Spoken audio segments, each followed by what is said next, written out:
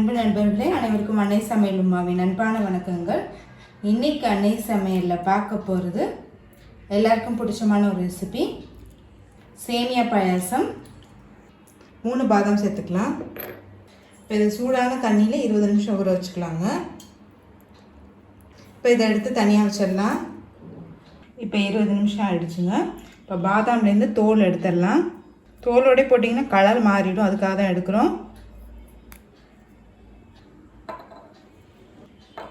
இது கூடவே 2 முந்திரி சேர்த்துக்கலாங்க. இப்போ இதை மிக்சியில் கொஞ்சமாக பால் சேர்த்து அரைச்சிக்கலாம். இப்போ இதை மிக்சியில் அரைச்சாச்சுங்க. இப்போ இதை எடுத்து தனியாக வச்சிடலாம். இப்போ கொஞ்சமாக குங்குமப்பூ சேர்த்துக்கலாம். வெது வெதுப்பான பால் 2 டேபிள் ஸ்பூன் சேர்த்துக்கலாம். இப்போ இது 20 நிமிஷம் ஊற வச்சுக்கலாங்க. இப்போ 2 பாதாம் சேர்த்துக்கலாங்க. பாதாம் நீங்கள் விருப்பப்பட்டால் சேர்த்துக்கலாங்க. கொஞ்சம் முந்திரி, அடுத்தது கொஞ்சம் திராட்சை சேர்த்துக்கலாம். கொஞ்சம் கருப்பு திராட்சை,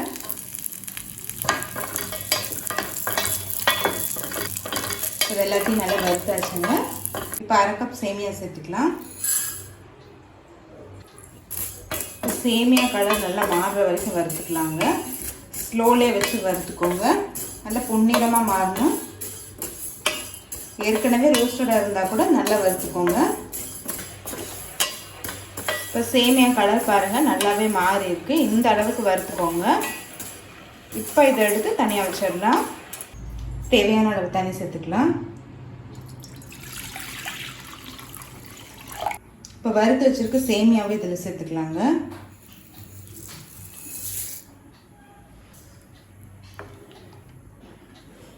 இப்போ சேமியா நல்லா வேகிற வரைக்கும் வெயிட் பண்ணலாம். இப்போ சேமியா பாருங்கள் நல்லாவே வெந்துடுச்சு, பெருசு பெருசாக இருக்குது, பார்க்கும் போதே தெரியும். அடுத்தது இதில் 3 கப் பால் சேர்த்துக்கலாம்.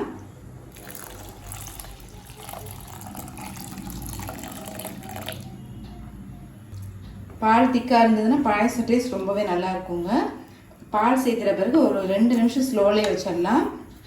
அடுத்தது இதில் 1/2 கப் சர்க்கரை சேர்த்துக்கலாங்க.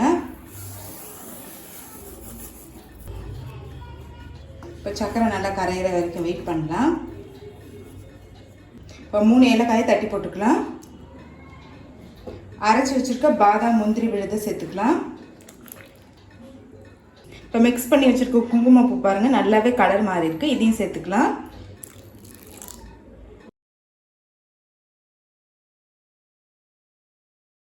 டேஸ்ட்டும் பார்த்தீங்கன்னா குங்குமப்பூ சேர்க்கறதுனால டேஸ்ட் ரொம்ப நல்லா இருக்குங்க. நீங்கள் விருப்பப்பட்டீங்கன்னா சேர்த்துக்கலாம். இப்போ இதெல்லாம் சேர்த்துட்டு ஒரு 2 நிமிஷம் ஸ்லோவில் வைங்க. இப்போ எல்லாத்தையும் சேர்த்துட்டு 2 நிமிஷம் ஆகிடுச்சுங்க. வறுத்து வச்சுருக்க முந்திரி திராட்சை இது கூடவே சேர்த்துக்கலாம். சேமியா பாயசம் ரெடி ஆகிடுச்சுங்க. சர்வ் பண்ணிடலாம். இப்போ சுவையான சேமியா பாயசம் ரெடி ஆகிடுச்சு. ரெசிபியை ட்ரை பண்ணி பாருங்கள், கண்டிப்பாக உங்களுக்கே பிடிக்கும். இந்த ரெசிபி பிடிச்சிருந்ததுன்னா லைக் பண்ணுங்கள், கமெண்ட் பண்ணுங்கள். இது வரைக்கும் அன்னை சமையல் சேனலை சப்ஸ்கிரைப் பண்ணாதவங்க சப்ஸ்கிரைப் பண்ணுங்கள். தேங்க்யூ.